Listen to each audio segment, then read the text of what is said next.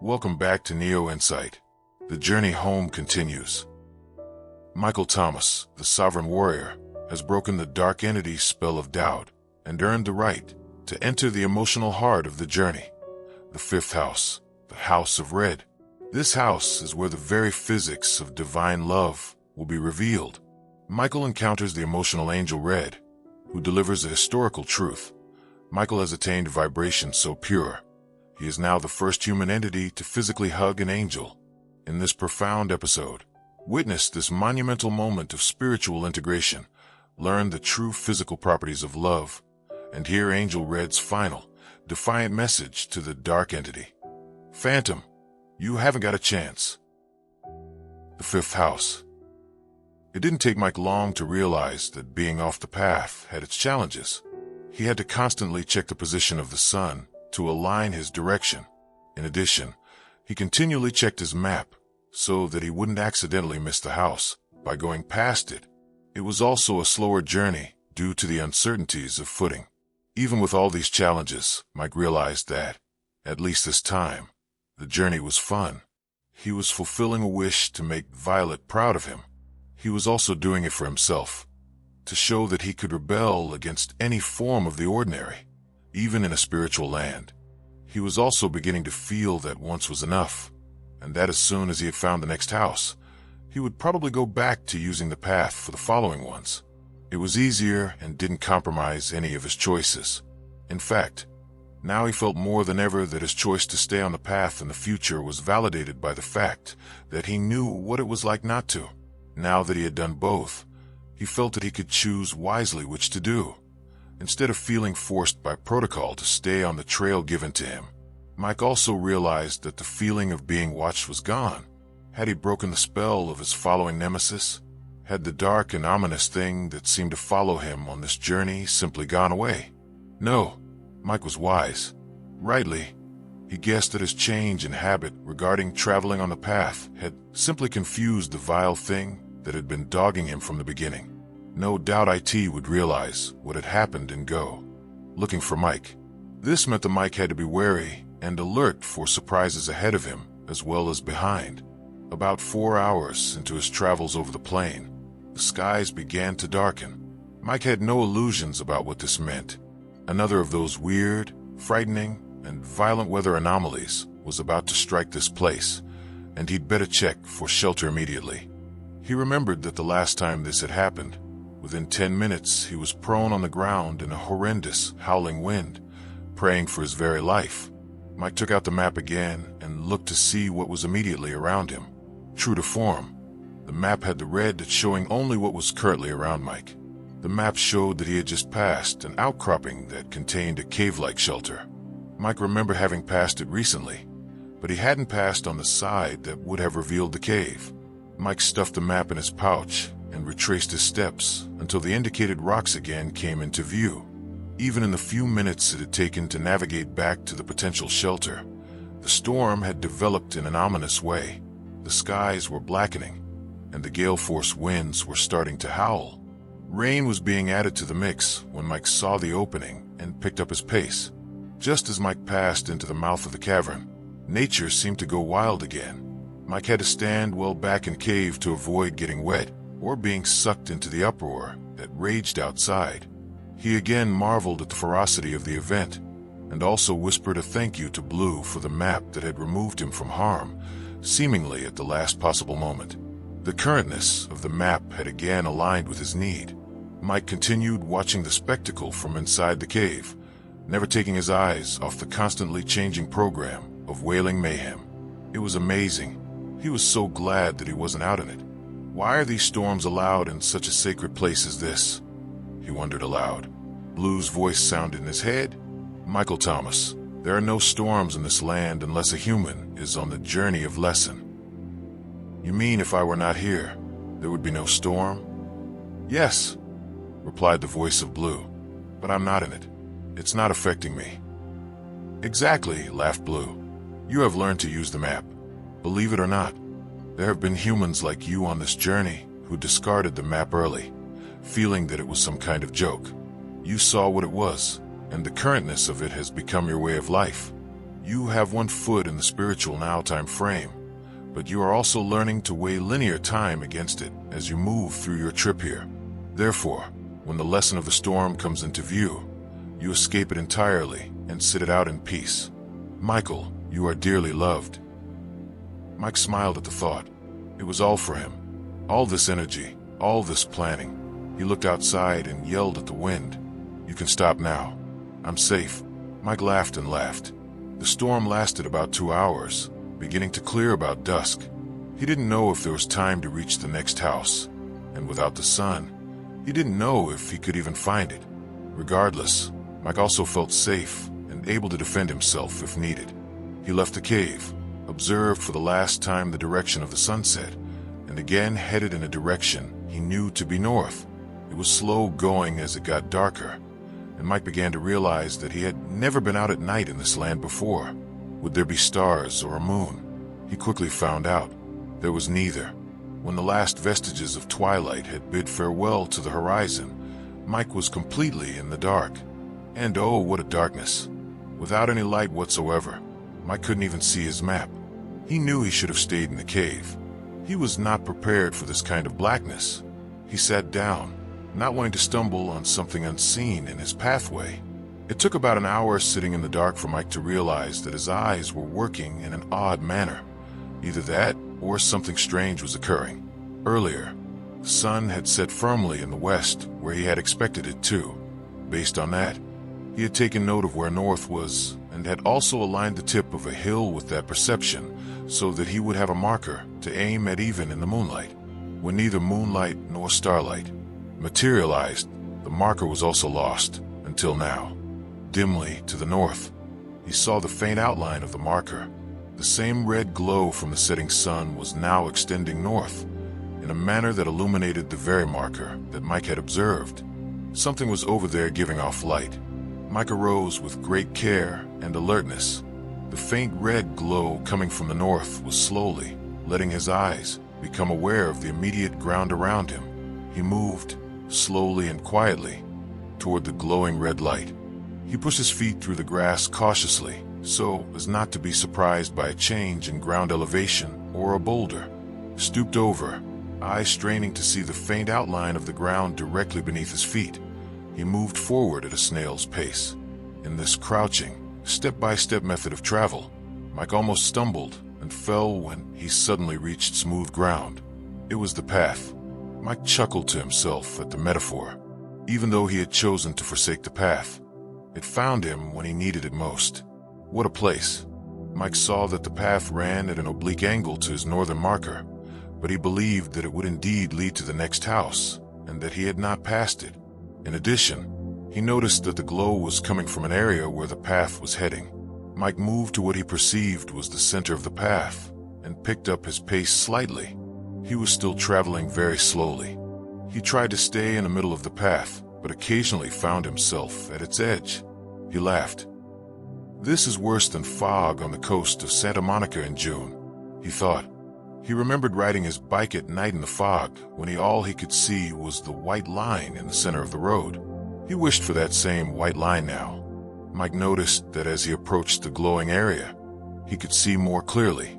Gradually, the path became almost fully illuminated, or at least enough so that he could straighten up and walk in a normal fashion. Still, he was cautious. He didn't know what the light was, and he wanted to be ready for anything. When Mike came around a curve, he realized where the light was coming from. He couldn't believe what he was seeing. There in the forest was the next house. It was brilliant red. Mike mused that while the other houses seemed to be glowing from within, this one actually was. Mike allowed himself to pick up the pace to almost normal as he approached the red house. The light from the house embraced him in its red glow. He turned up the pathway and caught sight of the posted red sign by the walkway. House of Relationships. Mike stopped. Oh dear, he said with a sigh. Here is a subject that I have already failed in. Are we going to see more films? Yes, we are. The young red angel appeared out of nowhere on the steps leading to the door. Greetings, Michael Thomas of Pure Intent. I thought we had lost you. No such luck, my fine red friend, Mike answered. I just took my time. I guess I wasn't in a hurry to see your new films. Are they like the ones Violet had? No, Michael, they are not. The Red Angel was very handsome indeed. He reminded Michael of a movie star, an action hero with a terrific build. The Red Angel was really big. His personality was outgoing and comfortable, however, so his size didn't cause any alarm, any more than the others had. His red robes seemed to give him a look of sacredness. Mike remembered seeing this color in some of the robes of high church officials. Are you hungry, Michael? The large Red Angel asked. Yes, sir. Red led Mike into the house, but not before he motioned for him to remove his shoes. Red winked at Mike, as if to remind him why the ground was sacred. Mike felt timid at again being honored like this, and said nothing. He removed his shoes quietly and placed them at the door. As before, the outer appearance of the house was no indication of what it was like on the inside. This house was big. It had stairways and arches, and the windows opened on landscapes that could not be seen from outside. Mike would never get used to the seeming inconsistencies between physics and reality. He was reminded of the Alice in Wonderland tale and wondered if Lewis Carroll had ever been here in his dreams. What a funny thought. Should he start looking for a white rabbit? White is next, Michael, said Red, smiling. No rabbit, though. Mike laughed. So the next house was white? The White House. Thought and amused Mike. Red was also amused, and Mike had a good feeling about whatever lessons were to take place here. He felt Red was indeed family. Like Green, Red seemed to be a brother, perhaps a famous one. Blue and Orange were like uncles, and of course, Violet was Mom. He could hardly wait to meet Dad. Are we feeling like family, Michael? Red had stopped at what obviously were the quarters for food and lodging. Mike had smelled dinner waiting. Yes, Red. How appropriate. That's what this house is all about. Red turned and escorted Mike into the dining room. As usual, an amazing meal was waiting. I'll see you in the morning, Michael Thomas. Sleep well and be peaceful with your lesson here. Red turned to leave, but said another goodbye just before he shut the door. Mike laughed to himself at how polite the angels had become on his journey.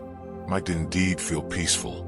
He knew that Red was aware of the lessons in the Violet House and of the powerful emotions and upheaval it had created in Mike's very soul. He was kind of let Mike know that the next lessons were going to be different. Mike ate like a horse. He had missed lunch while out on the plane, and traveling in the darkness had taken a great deal of energy, more than he had realized. He was also tired, and after dinner, he immediately fell asleep. He was peaceful, and he felt the comfort and safety of this fine red house envelop him. He slept deeply and calmly, almost as if he were already home. Late that night, while Michael Thomas was sleeping, a bedraggled, angry, stinking, greenish creature skulked up the road toward the red house. IT took one look at the house and knew that Michael Thomas was in it. IT had waited and waited for Michael Thomas to appear on the path, but Mike had not obliged. IT raged inside and burned with an anger that consumed IT with purpose. IT was confused. How had Michael Thomas known IT was there waiting? He must have gone around IT, leaving the path completely.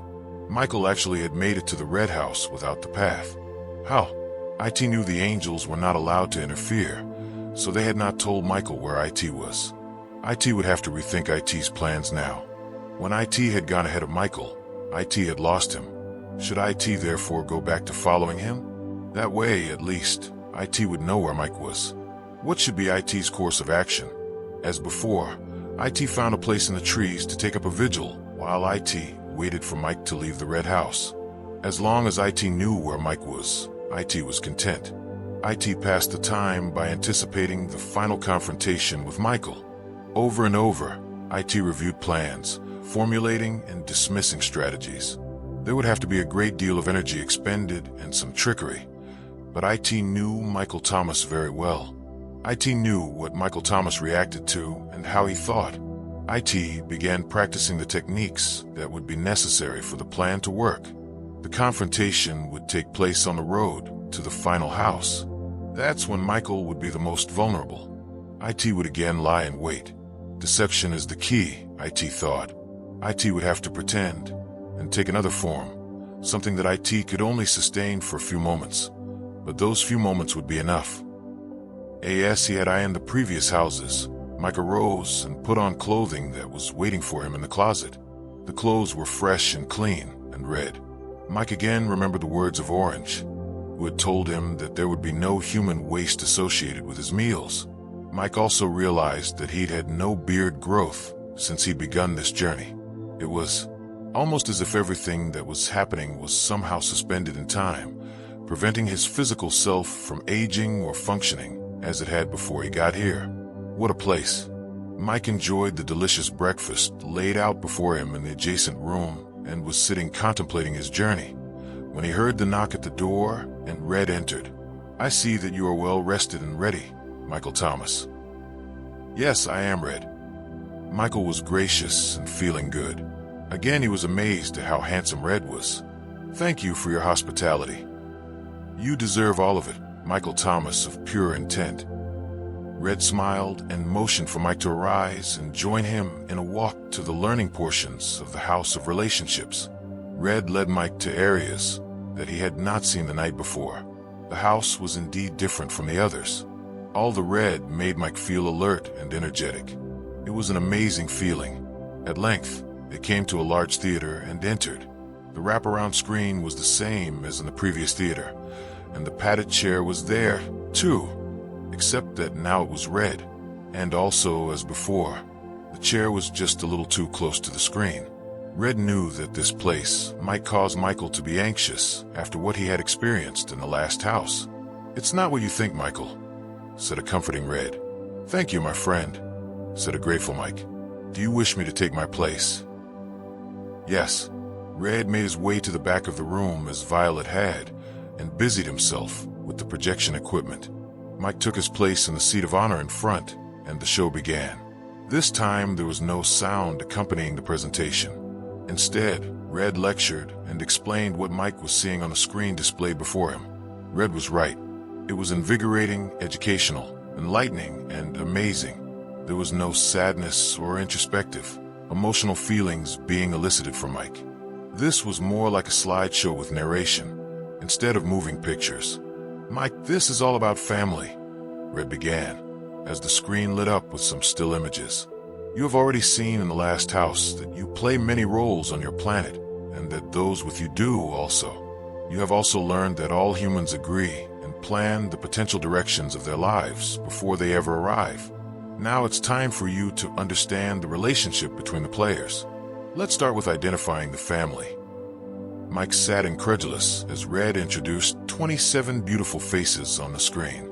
He gave names that were long and that Mike had never heard before. The names were angelic sounding, and Mike thought must be difficult to spell. Names like Anginan Alilu, Burafi, Variafon, Cougar, and on and on. Next, Red presented a chart of the lineage of each one. The chart started at the top with the Earth names and faces that Mike recognized, then branched off below with other names and faces that Mike did not know. Across the top were Mike's parents, friends from church or school, people from work, and many people he barely knew. There were also some strangers. Mike took a moment to identify each. He recognized teachers who had made an impression on him. He saw Henry the Bully and his real first love, Carroll. He also recognized his friend John. And there was the thief who had almost done him in at the apartment. Then he saw Shirley, the woman he had loved and lost in Los Angeles. There were other images as well, people he did not know. One in particular caught his eye. A beautiful woman with a gorgeous smile. Her hair was red and her eyes green, an entrancing combination. He felt energy around this picture, but didn't know why. The next picture made Mike's hair stand on end. It was the woman who had drunkenly steered her car into that of his parents that fateful day. She had been killed, too, and Mike thought she had deserved it. Why was she here? Look, his own picture was there, too. Below the top row of photos, connected with lines as in an organizational chart, were more images of people within more horizontal lines, directly under the top, ones Mike had recognized. Each horizontal line is a lifetime Michael Thomas, Red said while Mike examined the entire scene. They're the same players over and over. The names change, and the gender is different, but they are the same. Entities, and they are your real family. Like a group, you loosely travel through time, some coming and going, but all are family. Now it's time to hear their story. What happened next was one of the most amazing and revolutionary things that Mike had ever experienced. He wasn't prepared for what took place in that red theater with the red seats and the wonderful red angel. He was transfixed and speechless as he sat in his big red chair, wearing his red clothes. The first picture on the top left of the chart suddenly zoomed to full size and became animated. Suddenly there was sound, too, and the one called Shirley, the love of Mike's life, came to life on the screen. Then she stepped from the screen into Mike's reality on the floor before him. She was real, no longer part of any movie or slideshow. She called Mike by name and began her tale as she stood literally feet from him as a perfectly tangible object. Michael Thomas, I am Ryanui from Quadral 5. I am your family, and I love you dearly. I am Shirley, as you know me in this life. Before that I was Fred, your brother in the last century. Before I was Fred, I was Cynthia, your wife before that. Michael Thomas of pure intent. We have a contract, and the energy of it is called karma. We had planned together to meet again in this life, and we did. You and I have completed something we both started centuries ago, and we did it well. We agreed to generate feelings in you that would bring you to this crossroads in life. It is my gift to you, and yours to me. We did it together. Mike's mouth was agape. She wasn't an image on the screen. She was real. He was listening to a very familiar entity telling him that she was Shirley, and before that, she was someone else he knew. And before that, it went on and on. What a loving presentation. Each word was dripping with truth and purpose. Each explanation felt authoritative and complete. What a story. What a place. Mike didn't know if Shirley could hear him as she stood there, but the undeniably solid form in front of him commanded that he speak. Thank you, dear Shirley. Mike bowed in appreciation to this, one he had known and loved. This gave an entirely new perspective to their relationship. She was more like a best friend than a female who had ruined his life. Shirley disappeared gradually from the space she had occupied in front of him. The next image came forward and related a tale of love, intrigue, and complex relationships. It was Mike's favorite high school teacher, Mr. Burroughs. He explained that he had been in Mike's life many times, as many people. This time it was only to touch Mike during his education, which he had done. Mike's part was obvious, also. They actually help each other in ways Mike was not aware of. They had a contract, too, and the energy of learning he called karma, even though it was subtle. Mike orally acknowledged him, and the image of Mr. Burroughs faded, as the last one had. Suddenly, as big as life, he saw the image of his father. Mike was not sad. Dad was alive. His father's form descended from the screen and casually took its place as a living being before Mike. He began his narrative, and Mike listened with great joy. Michael Thomas, I am not who you think I am. The entity was gentle, and not exactly the countenance that was Mike's dad.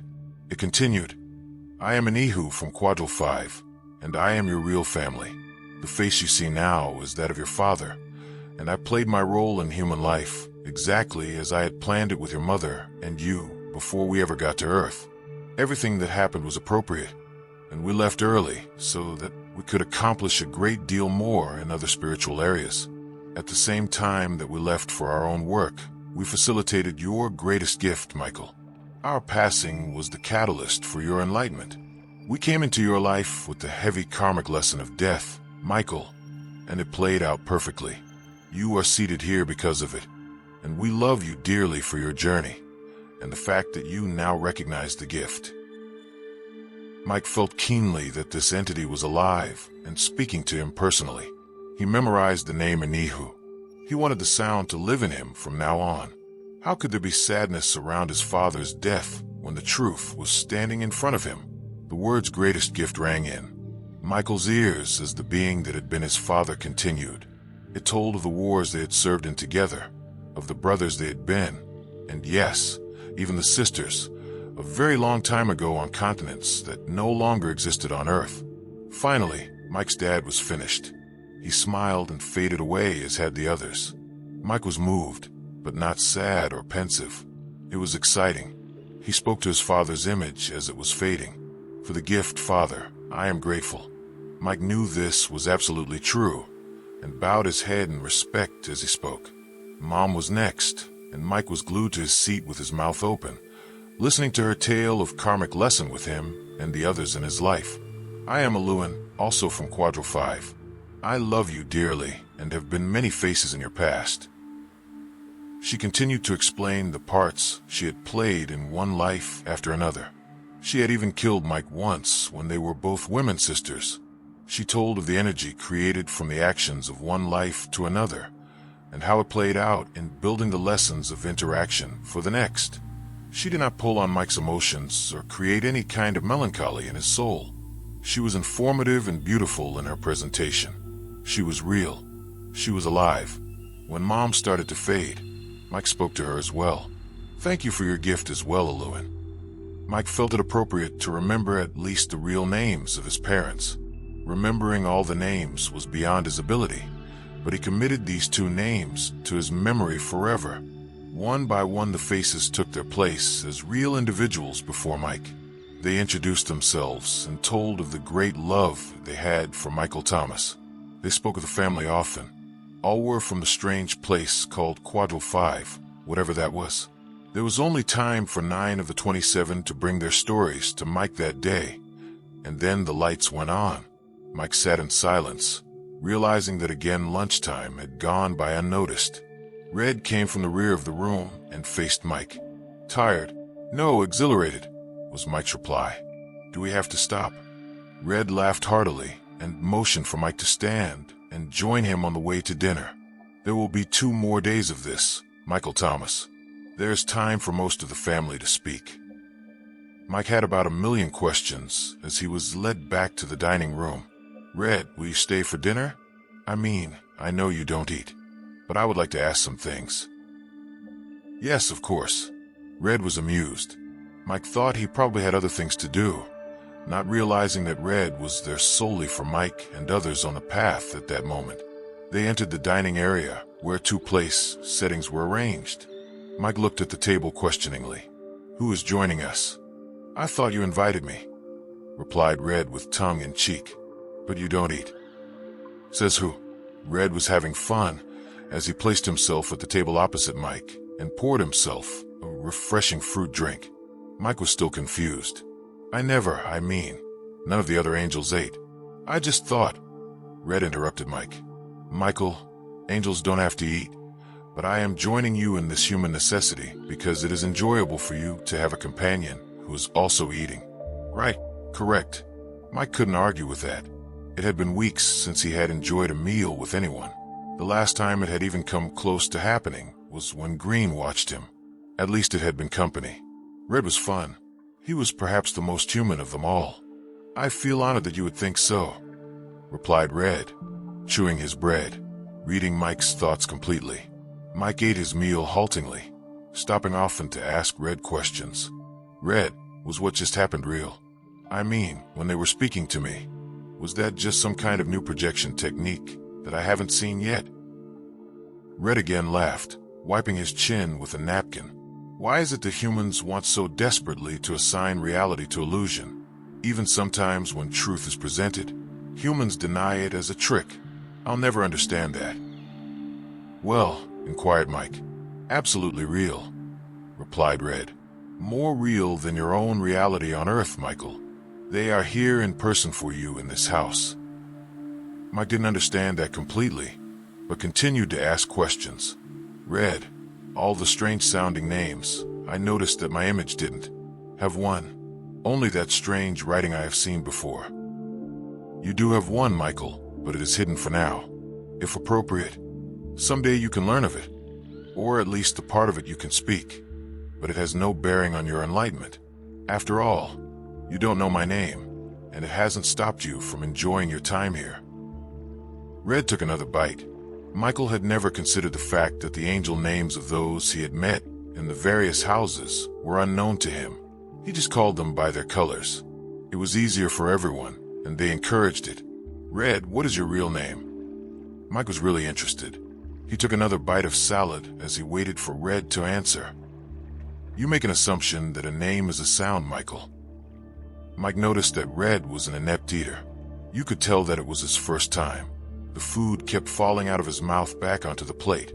He was on his fourth napkin and trying his best to emulate a human in the mannerisms and etiquette of consuming food. It was really quite funny, but Mike was so engrossed in his questions that he didn't react to it. Later, would have a good laugh, but not at Red's expense. Red continued, after wiping his mouth again. All entity names in the universe are energy, including yours and mine. They have color, vibration, sound, even intent. They cannot be given completely as a sound in the air as your Earth name can. Even the names written and spoken that you heard today are only a portion of the actual energy of an entity's complete name. They are given as best they can be just for you. When spiritual beings greet each other, they can see the names. Each entity carries his entire lineage and accomplishments in the colors and vibrations within his Merkaba, the name for an angelic body. It's far more complex than you can understand at this moment, Michael, since it is interdimensional. Red, Mike began wanting to know more. Today in the theater, why were some of the images in the top row skipped over when it was their turn to present their stories? Mike was especially curious about the image of the red-haired woman whose energy had captivated him early on. She had appeared in the top row but had been skipped. These are humans you didn't meet, Michael. Red took a drink and unsuccessfully tried to keep the fluid from running out of the corners of his mouth. Again, the napkin was applied, the seventh one. So the ones I didn't meet, they don't count. Unfulfilled contracts are not normally shown here, Michael. You wouldn't relate to any of them, since you didn't meet them in your life. The ones that will introduce themselves to you are only the family you have met so far. Mike sat back for a moment and again reflected on a thought he had not had for some time. He wondered about the appropriateness of his journey in this land of 7 houses. If he had stayed in Los Angeles, he would have obviously interacted with some people who had spiritual plans to meet him. Had he interrupted some kind of cosmic plan, what would be the consequences? Red was listening and addressed his unspoken question. Michael, listen to me. Not everything you contemplate is understood within the dimension of the 3. Your mind isn't that of God here.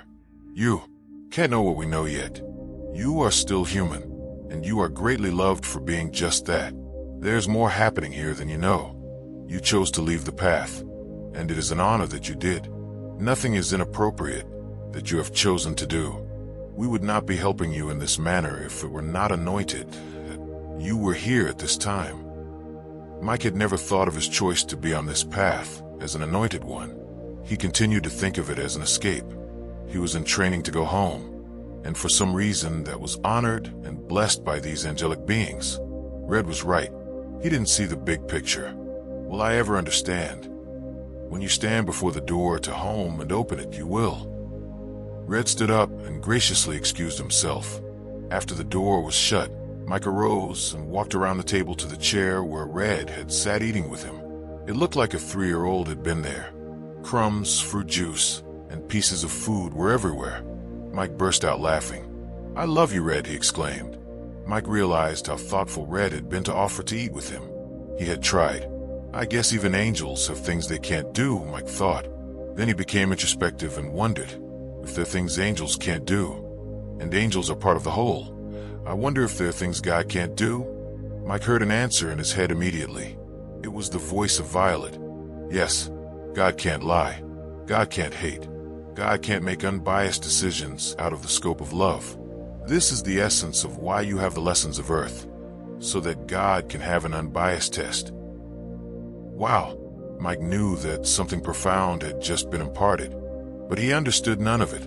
Perhaps, in time, even this will make sense, thought Mike. It was good to hear Violet's voice again. What a place.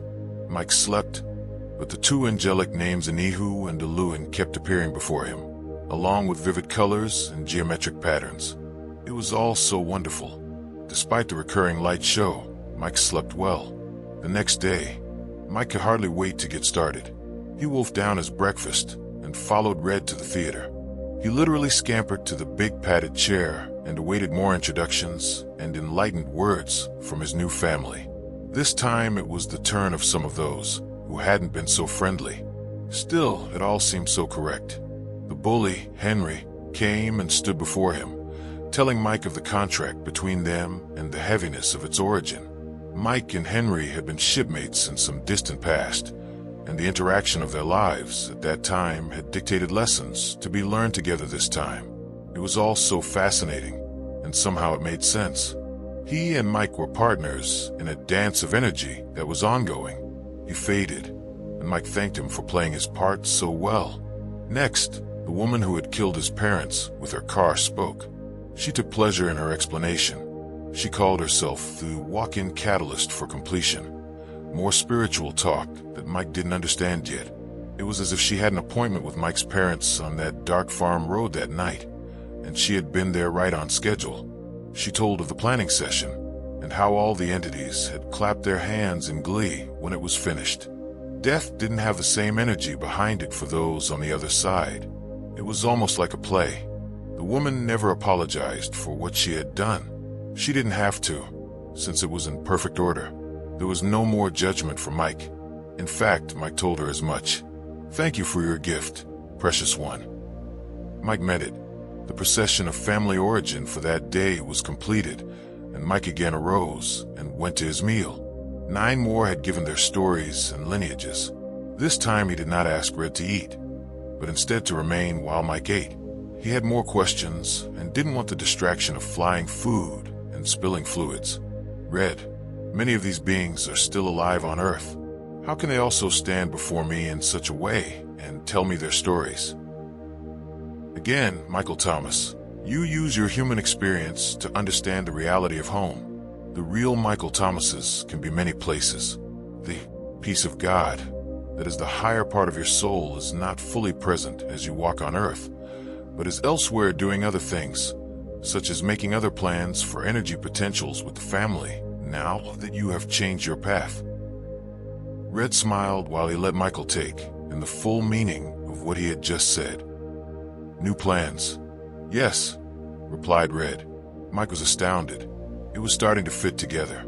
Planning sessions occurred not only in the beginning before he got here, but new ones due to his enlightened choices were ongoing even now, using a part of him that he was not even aware of. "So does that make me some kind of split personality?" "Michael, close your eyes." Red was giving Mike a lesson.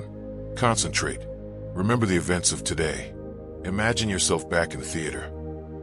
Mike did so. Red continued. "Now, where are you?" "In the theater," replied Mike. "I thought you were eating here." Mike opened his eyes and looked at Red in a disgusted manner. "Wait a minute, that's only my imagination.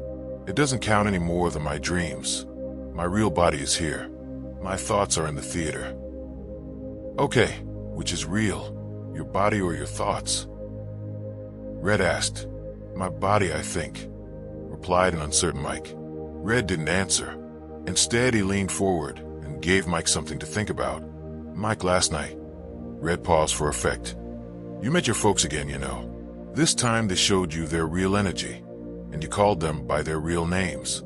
You traveled places with them and had a great time." Mike stopped eating. "You mean that was real?" "Yes, but I was asleep dreaming." Your humanness won't let you understand the reality of spirit, Michael. Your consciousness is the actual reality. The physical is only temporary.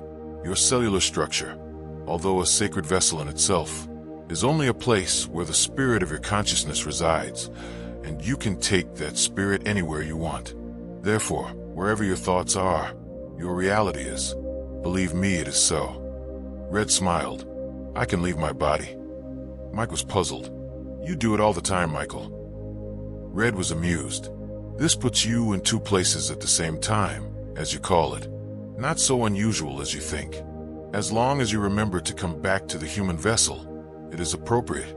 You are committed to carrying your consciousness in that vessel as long as you are on Earth, but you can still travel." "You said there was part of me that is not here." "Yes." Red knew what the next question would be. "Where is it?" Mike asked. Red arose from his seat and headed toward the door, in order to let Mike retire for the night. He turned to honor the last question. It is in the most sacred place of places. It is with all the others. It is in the temple of physics. It is with God. Red left. Mike was hearing all kinds of new information and couldn't decipher any of it. The temple of physics. What could that be?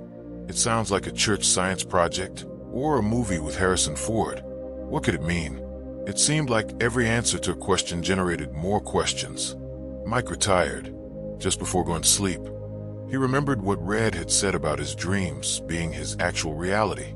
Had he really traveled somewhere last night with his family? If so, why didn't he remember it clearly? It was all so new, all so amazing. Mike was still thinking about it when he dozed off into that state that left his human mind muddy about what was really happening. Then he again traveled to his favorite spot, one he had been to so many times while asleep, where love meets reality, and family gathers to speak of things past, present, and future, where the laws of physics are seemingly violated, but are actually created. He would remember none of it later. It was the final day in the Red House. In the theater, only a few astral presenters came forward, since at least 5 had been skipped over as ones that were not current to Mike's experience so far.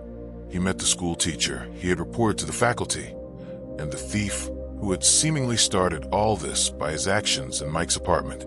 It all seemed so long ago. Mike listened to them all. He honored the fact that they were family and were connected in so many ways to his current and past lives.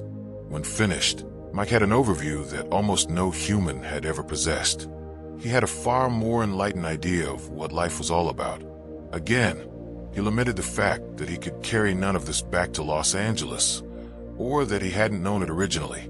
If he had understood contract and karmic energy, he would have had such a peaceful understanding of even the most emotional experiences. It would have helped make Mike the finest human who had ever walked the planet. Perhaps these things were never to be known by humans on Earth. Perhaps that was the lesson that was spoken about so often. It was almost like being in the dark and seeing if you could discover the light anyway. It was a giant puzzle, but Mike was grateful for this educational and enlightening journey. That night, Mike spent some time in ceremony with his body, as Green had taught him. He felt another shift coming and treated it exactly as Green had shown him. It passed within a few hours, and Mike knew absolutely that he had graduated to another level where the biology had melded with his spirit in some way. It seemed as if Mike's acceptance of what he had learned from the different houses had caused a physiological reaction within his cells. Then, he remembered again what Green had told him about how his actual spirit was carried in each cell. It made sense. He slept well again, oblivious to his astral travels and his family meetings, and awoke refreshed. After breakfast, he put on his full complement of sword, shield, and armor and left to meet Red. Red was there, ready to accompany Michael to the door of the house. On seeing Mike approach, Red was obviously affected. "Michael Thomas of pure intent. You've changed." "I know." Mike was timid about the ceremony and shift that he'd experienced the night before. "How can you tell, Red? How can an angel tell if a human has shifted vibration?" Red was still looking at Mike with an odd expression. "Your colors give you away," said Red softly. "Never has a human shifted so far, so fast, Michael. You are one of a kind in this place. You have embraced everything and understood quickly what was put before you. You are indeed a special human." Red turned and led Mike back out of the maze of hallways to the small door of the Red House. Mike walked into the sunlight and began to put on his shoes, which he found undisturbed where he had left them. He hadn't understood about the colors, but it didn't matter. "I shall never forget this place, my red friend," Mike said. "Here I met my family for the first time." Red smiled. He knew the truth. Michael had met his real family for the first time as Michael Thomas, the human. Michael actually knew the family well. "Michael Thomas, you are still in for many surprises in the 2 houses to come. Your new vibration will make these all the more intense. Are you prepared for these?" Mike thought this sounded ominous. "Is there a problem ahead, Red?" Mike was concerned.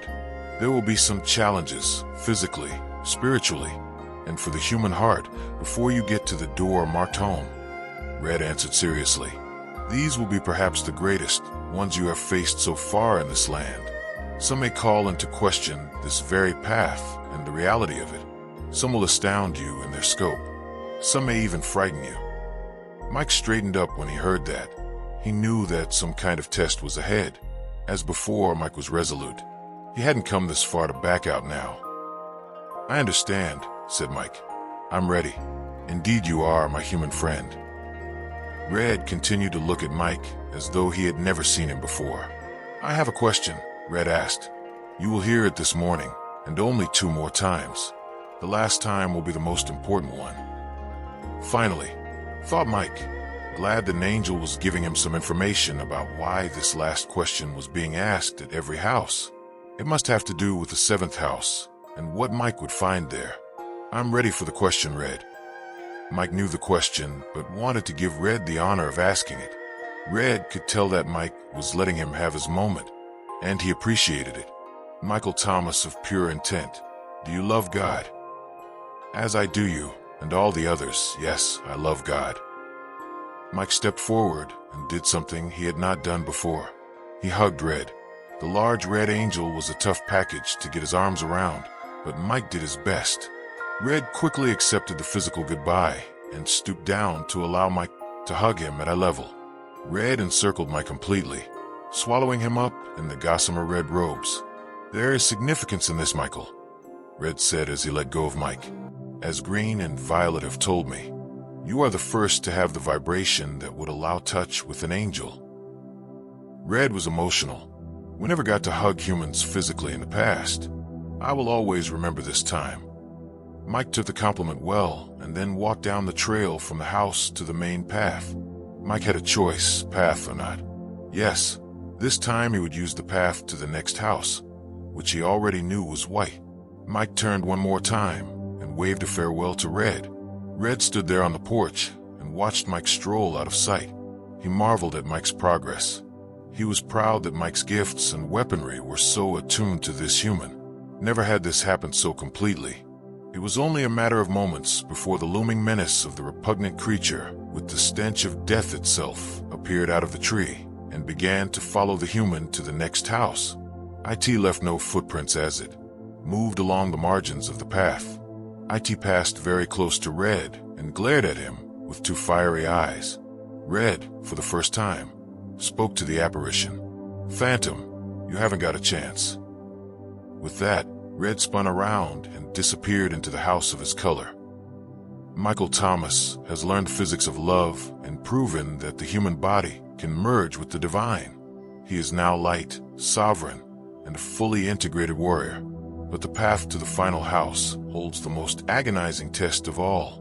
Next, Michael approaches the 6th house, a house of white, the house of discernment. Waiting inside is the promise of perfect happiness, Anoli, the love of his life, the partner he has always dreamed of. The greatest earthly joy is suddenly within reach. Will Michael turn his back on his soul partner and the life he always dreamed of to complete his sacred journey home? To witness the profound lesson on the difference between earthly happiness and divine truth, subscribe to Neo Insight and prepare for the ultimate test of discernment.